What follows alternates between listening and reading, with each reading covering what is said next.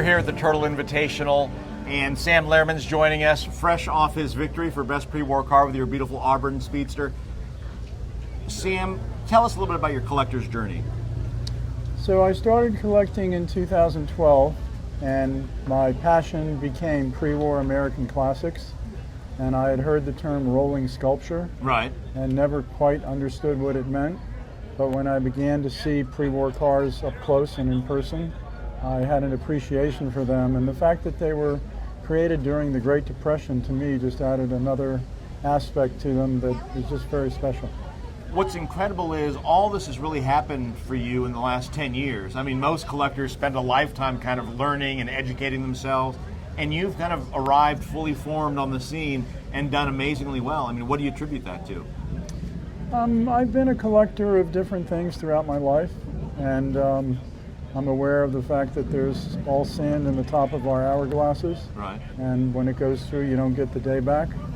And I've tried to associate myself with capable people that are experienced and listen to them.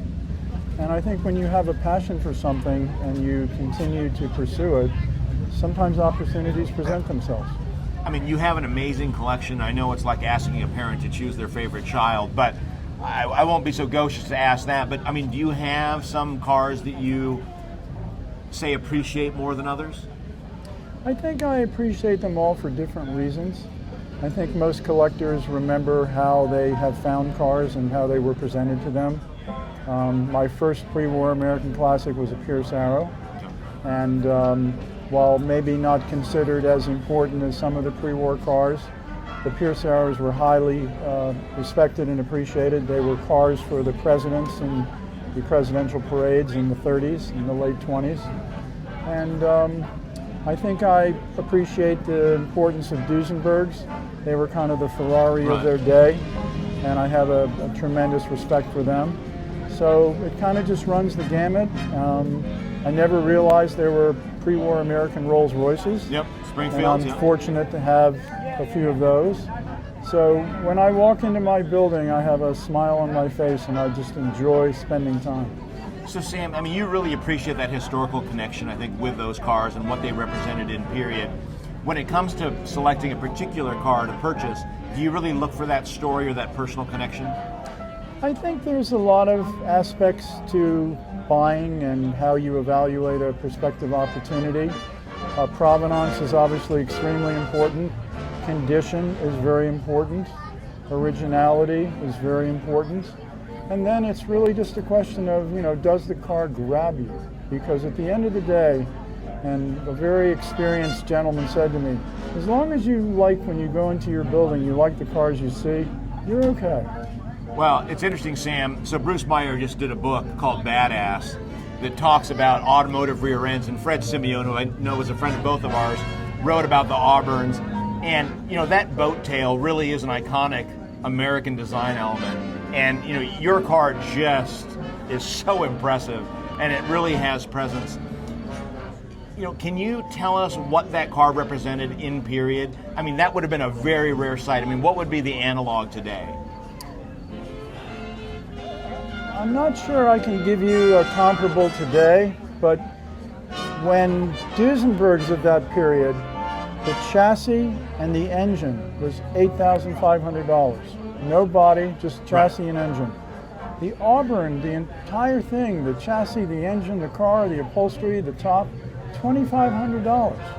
And the fact that Auburn decided to take the cars to the Indianapolis Motor Speedway and have Ab Jenkins, the race car driver, drive them around the track at 100.1 miles an hour to help promote the car and the desirability of the car.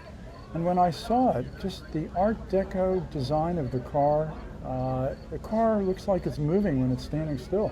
It does, and it's amazing. A lot of us, I think, associate pre-war American classics with this very kind of upright, traditional look. And, that's certainly not true with the Auburn. Jay Leno, of course, has that Walker Duesenberg coupe that looks like, a pre-war interpretation of the Batmobile. I mean, there was some real styling going on. And I think you talked about it, Sculpture in Motion or something like that. I mean, these are cars that really are dynamic.